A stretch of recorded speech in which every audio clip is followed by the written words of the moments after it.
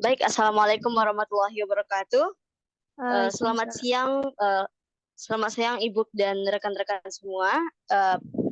Baiklah, pada hari ini kami dari kelompok 6 akan mempresentasikan mengenai presentasi kami berkaitan dengan e-business dan e-commerce. Sebelumnya perkenalkan, nama saya Radito Bilkis dengan NIM 200590888 yang akan memandu jalannya presentasi pada siang hari ini. Sebelumnya saya akan memperkenalkan anggota dari kelompok kami. Yang pertama itu saya sendiri, Radito Bilkis dengan NIM 200590888. Kemudian yang kedua yaitu Nurul Aini. Kemudian yang ketiga yaitu Nia Sapitri, dan keempat Putri Ayu Gustianingrum.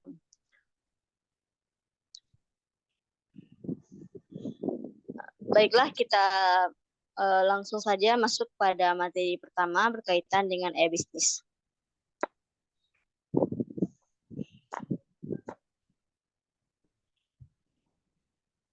Nah, sebelum kita masuk pada pengertian e-business itu sendiri, sebaiknya kita mengetahui bagaimana sejarah dari e-business tersebut.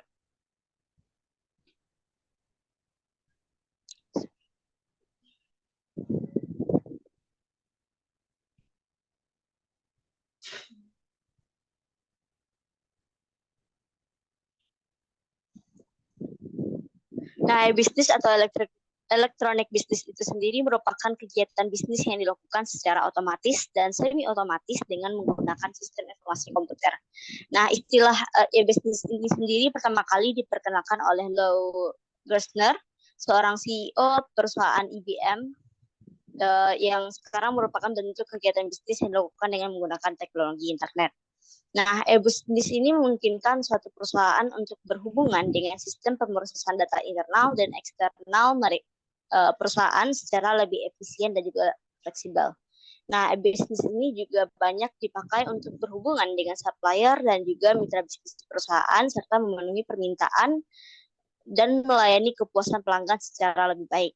Nah, e-business atau electronic business merupakan interaksi eksternal organisasi dengan para pemasok, pelanggan, investor, kreditor, pemerintah, dan media massa, juga termasuk penggunaan teknologi informasi untuk mendesain kembali proses internalnya.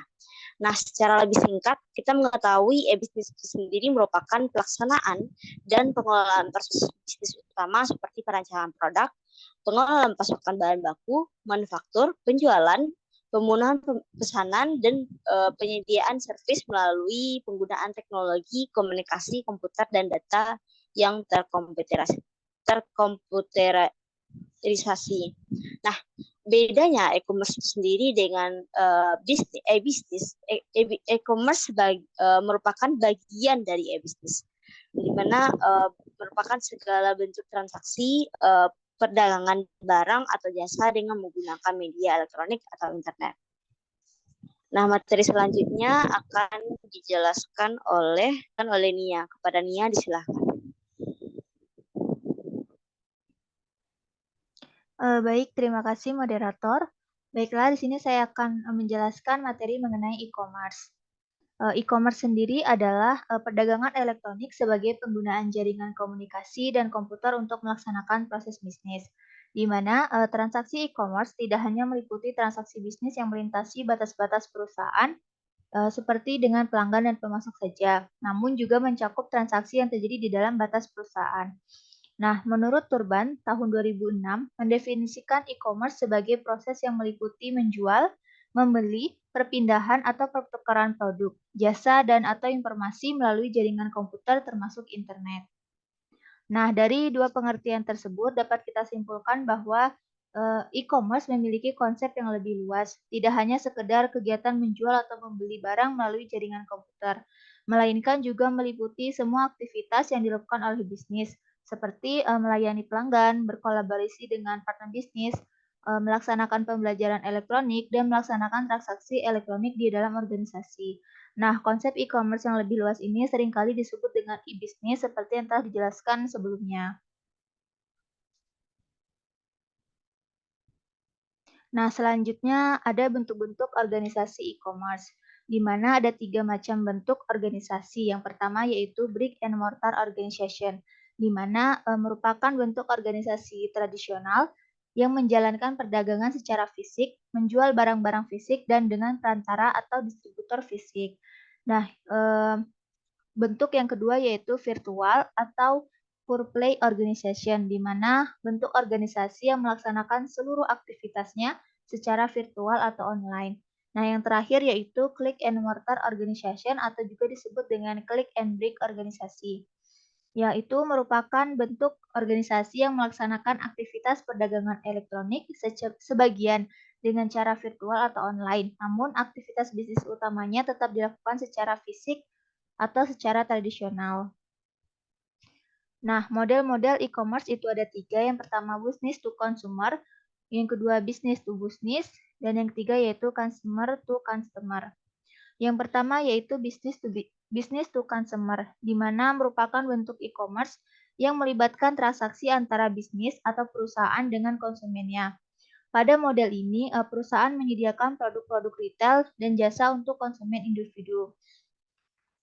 Selanjutnya yaitu model yang kedua, business to business, di mana merupakan bentuk e-commerce yang melibatkan transaksi jual beli barang ataupun jasa antara bisnis, yaitu perusahaan dengan bisnis lainnya, dan dilaksanakan secara elektronik melalui internet, extranet, intranet, dan jaringan komputer privat. Dalam B2B ini tidak hanya sekedar proses jual beli barang atau jasa, namun seringkali juga melibatkan integrasi sistem informasi antar bisnis dan anggota rantai pasokan. Transaksi B2B ini terjadi pada tempat yang dinamakan dengan electronic marketplace atau e-marketplace. Dan yang terakhir yaitu consumer talk to consumer, di mana merupakan bentuk e-commerce yang mencakup transaksi antara konsumen individu dengan konsumen individu lainnya. Transaksi C2C ini dapat dilakukan dengan banyak cara, namun yang umum digunakan adalah melalui sistem lelang yang terjadi pada sebuah pasar online. Sekian materi dari saya kembalikan kepada moderator. Baik, terima kasih kepada Nia. Kemudian selanjutnya akan dijelaskan oleh Nining. Kepada Nining, disilahkan. Baik, terima kasih moderator. Saya Putri Gustianingrum dengan NIM 20059087 akan menjelaskan materi terkait sistem pembayaran e-commerce. Sistem pembayaran elektronik dirancang untuk membayar produk yang dibeli secara elektronik melalui internet. Dapat perbedaan sistem pembayaran elektronik untuk transaksi yang hanya melibatkan bisnis atau perusahaan, seperti pada model B2B dengan transaksi yang melibatkan konsumen individual seperti B2C dan C2C. Next. Sistem pembayaran untuk transaksi e-commerce B2C dan C2C, yaitu yang pertama, kartu kredit digital. Kartu kredit digital adalah layanan yang aman untuk pembayaran melalui kartu kredit lewat internet yang bisa memproteksi informasi terkirim ke pengguna, situs penjual, dan bank pemproses. Yang kedua, dompet digital.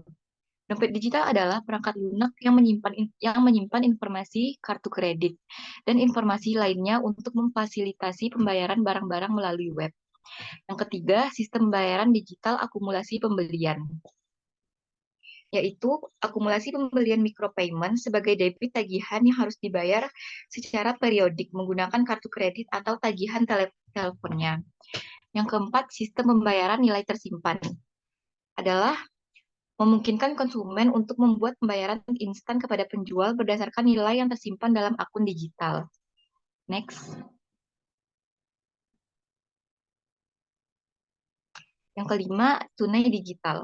Adalah mata uang digital yang bisa digunakan untuk micropayment atau pembelian besar.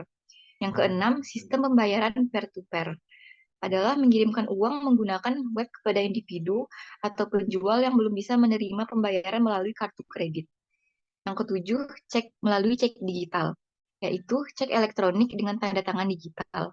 Dan yang kedelapan, melalui financial intermediary, contohnya seperti PayPal.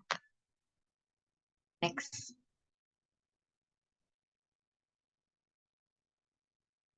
Sistem pembayaran untuk transaksi e-commerce B2B berbeda dengan sistem pembayaran pada B2C.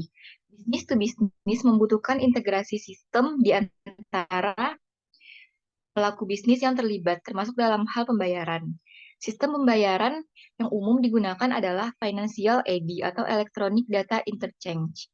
Electronic Data Interchange merupakan perpindahan informasi secara langsung dari satu komputer ke komputer lain menggunakan dokumen-dokumen bisnis yang standar, seperti faktur dan order pembelian, dengan format yang sudah distandarisasi.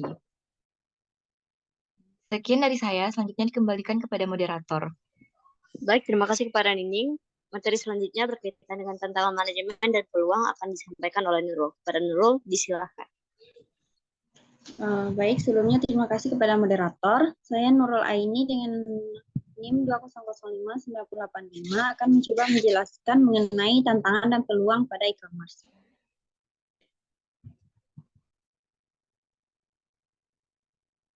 Nah, e-commerce ini dapat membuka peluang bagi pihak yang tidak berhak untuk mengakses informasi yang bersifat rahasia. Kerugian tidak terduga ini dapat disebabkan oleh gangguan yang dilakukan dengan sengaja, ketidakjujuran, dan praktik bisnis yang tidak benar, serta kesalahan faktor manusia atau kesalahan sistem elektronik yang bisa terjadi dalam transaksi e-commerce.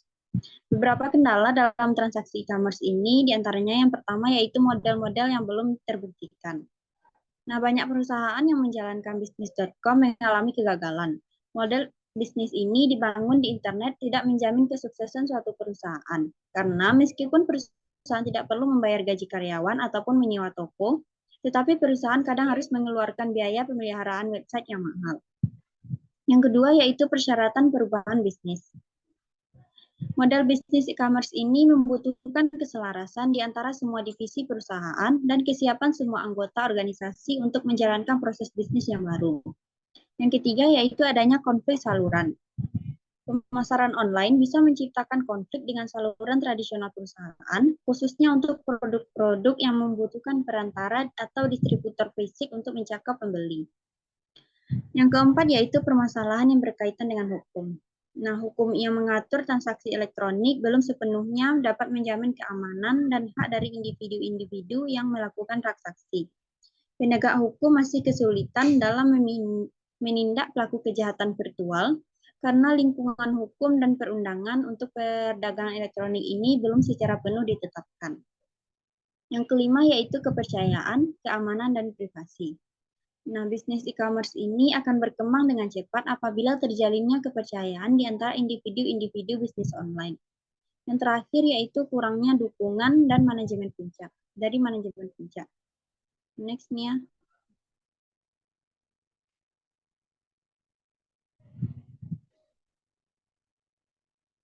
Selanjutnya yaitu beberapa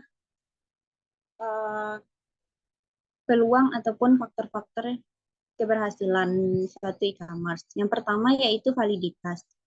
Validitas ini yaitu di antara kedua belah pihak dalam bertransaksi harus dapat menyatakan keaslian identitas keduanya untuk memastikan bahwa transaksi tersebut valid dan sah.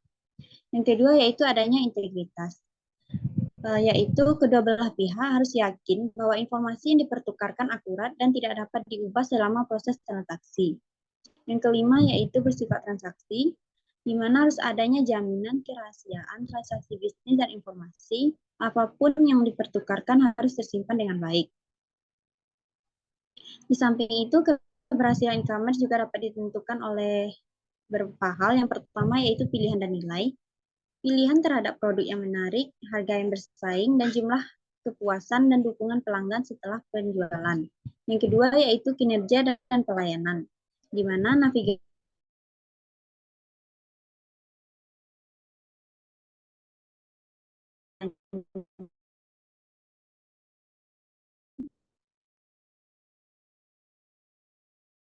serta konfirmasi meliputi pada fitur belanja yang menarik. Yang keempat yaitu iklan dan insentif, di mana iklan dan web dan promosi email bersasaran serta penawaran khusus termasuk iklan di berbagai situs afiliasi. Yang kelima yaitu perhatian personal, meliputi halaman web personal, saran produk yang dipersonalisasi, iklan web dan pemberitahuan email serta dukungan interaktif untuk semua pelanggan. Yang terakhir yaitu hubungan